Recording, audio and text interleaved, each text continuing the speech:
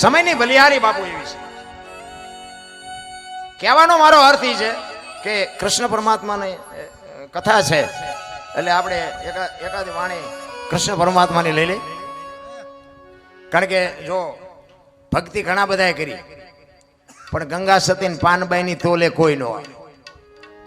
સાધુ ઘણા બન્યા પણ ગોપીચંદ ને ભરથરીની તોલે કોઈ ન આવે. ભાઈબંધ દુનિયામાં ઘણા હશે પણ બાપુ કૃષ્ણ અને સુદામા ને બાપુ તોલે કોઈ ન આવે. એમ દુનિયામાં પીર ઘણા થયા હશે પણ બાપુ એવા જે બે પીર થયા કે સમાધિ લીધા પછી 3 દી પછી જેને જવાબ આપ્યા એવો એક રામદેવજી રણુજાના રાજા અને એક કચ્છનો બારવટીયો જેસલ જાડેજો, આના જેવા કોઈ બે પીર નથી થયા. એક બાપુ ઇતિહાસ તમે ખોલીને જોવો ને, હું તો એમ કહું તમને કાંઈક પીડા હોય ને, પીડા કાંઈક ટેન્શન હોય, કાંઈક ચિંતા હોય તો બાપુ આપણા ગ્રંથોના 2 પાના વાંચો ને બાપુ ચિંતા તમારી વહી જાય. આપણા ગ્રંથોની તાકાત છે બાપુ. પણ આપણે કરવું જ કાંઈ નથી. એટલે હું તો બહેનોને કહું કે ઉદરમાં સંતાનનો વિકાસ થતો હોય અને જન્મ થયા પહેલા રામાયણ કે ગીતા કે ભાગવતના 2-5 પાના વાંચો, જેટલો ટાઈમ મળે એટલો. બાપુ આજે જો રામ ને કૃષ્ણ જેવા દીકરા ન થાય તો આપણા ભજન ગાવાનું બંધ કરી દઈ. આપણા ગ્રંથોની તાકાત જોવી હોય તો, આપણા સંતોની તાકાત જોવી હોય. વયું કાંઈ નથી ગયું. કળિયુગ બધા સોટ્યા છે એટલે કળિયુગ તમે લાવ્યા છો, તમે સુધરી જાઓ. મને એક ભાઈ કે આ જેસલનો ઇતિહાસ તો જો, આ બધા દુનિયા ડફોળ નથી. શું જેસલે આવું પાપ કર્યો એની સમાધિએ દર્શન કરવા જવું હોય? મેં કહ્યું દુનિયા ડફોળ નથી, તું હું 2 ડફોળ છી. તો પણ મને કહે એને જોવો તો ખરા, એનો ઇતિહાસ તો જોવો. પણ મેં કીધું 100 મણ કપા હળગાવો હોય તો 100 મણ દેતવા જોઈ? તો કે ના 100 મણ ન જોઈ. મેં બાકસ ને એક હળી અડાડી દો એટલે 1000 મણનો ઢગલો હોય તો બળી જાય ને. તો કે એ વાત મેં તો એને કંઈક એવું કર્યું છે, આખી દુનિયા જાય છે, તું હું 2 નહીં જાય ત્યાં કઈ ફેર નહીં પડે. હજી તો આવા ને આવા સંશોધન કરે. બોલો તું જેટલો ડાયો છું ઈ તો કે જેસલ ની વાત જેસલ પાસે જે થયું હોય.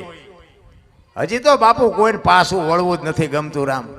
એટલા માટે કૃષ્ણ અને સુદામા ઉજ્જૈનમાં ભણ્યા બે સાંદીપની ઋષિના આશ્રમમાં. જાણીતો ઇતિહાસ છે, ભાગવત કથા બાપુ વાંચતા હોય એટલે એમાં આવતું જ હોય. પણ આ તમને થોડુંક યાદી કરાવું. સાંદીપની ઋષિના આશ્રમમાં 2 ભેગા ભણ્યા. જો આપણે ભગવાન ભગવાન કરી છે, ઓલો ભેગો ભણતો તો બાપુ ભૂખનો પાર નહોતો. આપણે રામ રામ રામ કરી છે. સીતાજી રામને પરણ્યા હતા, લ્યો આખી જિંદગી મારો દી ન હોઈ ગયો. આપણે રામને ભજવા કે ન ભજવા તમારું મન શું કહે છે? એટલે કાંઈ સાંડી ન જતા, આપણે આપણી રીતે ચાલુ રાખવાનું. કારણ કે આ તો બધું કંઈક અટપટું હોય છે, આપણે એમાં બહુ ઉતરવાની જરૂર નથી. એ સાંદીપની ઋષિના આશ્રમમાં 2 ભેગા ભણ્યા અને સમય સંજોગ અનુસાર 2 જણા જુદા પડ્યા. અને કૃષ્ણ ગયા દ્વારકા અને સુદામા ગયા પોરબંદર. ઓલો હોનાની દ્વારકાનો રાજા, આને હાજે ભડકું ખાવાનું હોય તે ન હોય. જો આ ભગવાનની ભાઈબંધી. મને તો એમ થાય કોક ડાયા માણસની ભાઈબંધી કરાય. હું આખી દુનિયા ભલે ભક્તિ કરે છે, હું રાજી છું, મારો ના નથી. હું એમ કહું કે તમે રામની ભક્તિ કરતા હોય, કૃષ્ણની કરતા હોય, શિવની કરતા હોય, જેની કરતા હોય ને બધા ભક્તિ કરે છે શું કામ? મને કોઈ જવાબ નથી દેતો. શું કામ આપણે ભક્તિ શું કામ કરીએ છીએ? કંઈક આનું કારણ તો હોય ને. ઘણા બધા એમ કે ભાઈ ભગવાન મેળવવા કે ભગવાનના દર્શન કરો.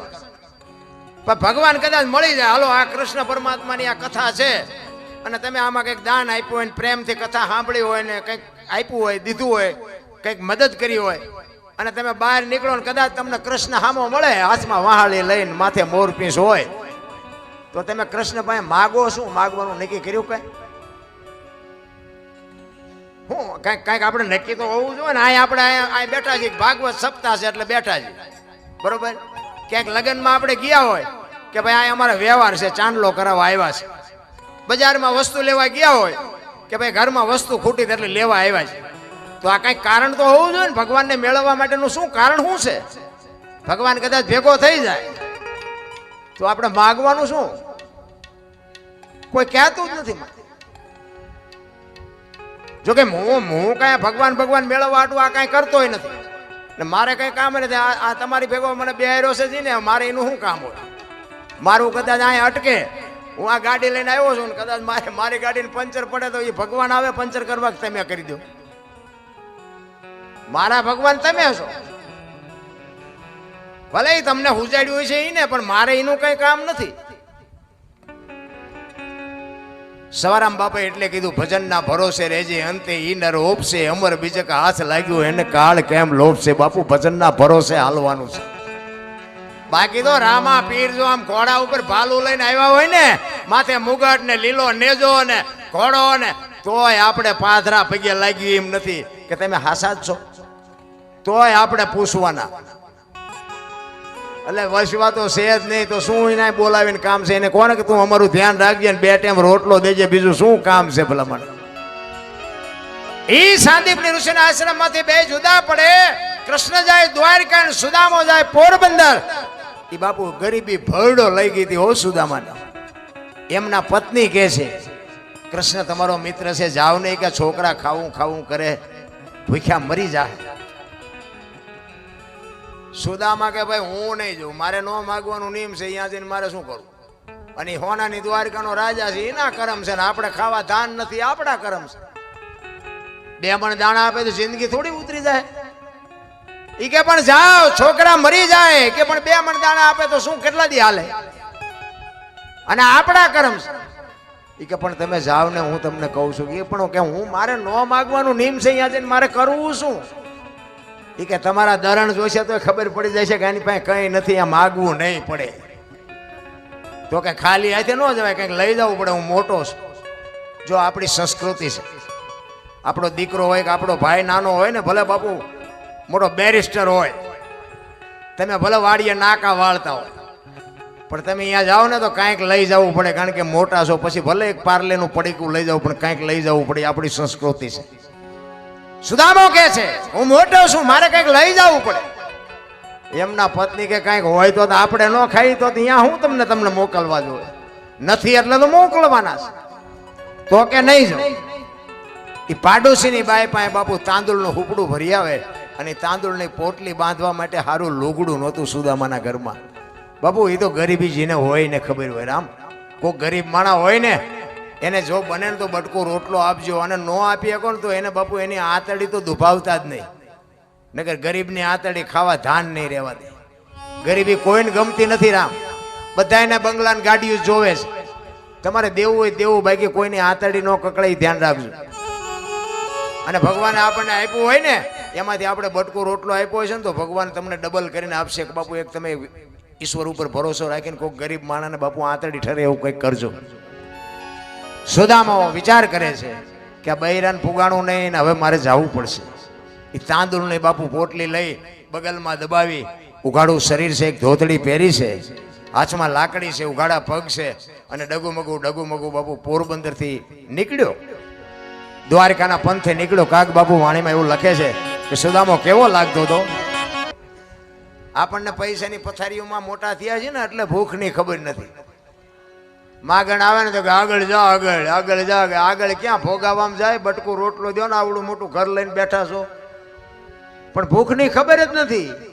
કોઈને ભીખ માગવી કોઈને ગમતી નથી. સુદામો વિચાર કરે છે, ડગુમગુ દેહ કરી અને પોતે દ્વારકા આવ્યો. એને એમ થયું કે આ બૈરાને પુગાણું નહીં, ઓલો ગમે એમ તો હોનાની દ્વારકાનો રાજા, મારે પહેરવા પૂરા કપડા નથી. અને બૈરા પાસે બાપુ હારા નથી હાલ્યું. સુદામાનું શું હાલે? અને હું તો એમ કહું છું બૈરાનું હાલતું હોય સારું, જણનું ઓછું હાલતું હોય એમાં મજા આવે. બૈરાનું વધારે હાલે સારું. સુદામો વિચાર કરે હવે કરવું શું? કારણ કે ગરીબી છે. એ બાપુ અમીરી છે ને, અમીરી અહીંયા ગરીબી શર્માય. લખવું હોય તો લખી લેજો. આપણો ભાઈ હોય, આપણો દીકરો હોય, કે આપણો કુટુંબી હોય, બાપુ એક જો કરોડપતિ છે ને, અહીંયા તમે જાઓ ને, એટલે આપણને એમ કે કાલે 10 રૂપિયા દૂધની કોથળી લેતો હોય, પણ હું તો તારો મહેમાન છું, એ તું આપણે શું ગણસ? એમ તારા નોકર છે. એ આપણી પાસે 10 ની કોથળી મગાવે. હવે અહીંયા જોડા કાઢે એવું ન હોય, લો બીડીનું ઠૂઠું ચા નાખવું.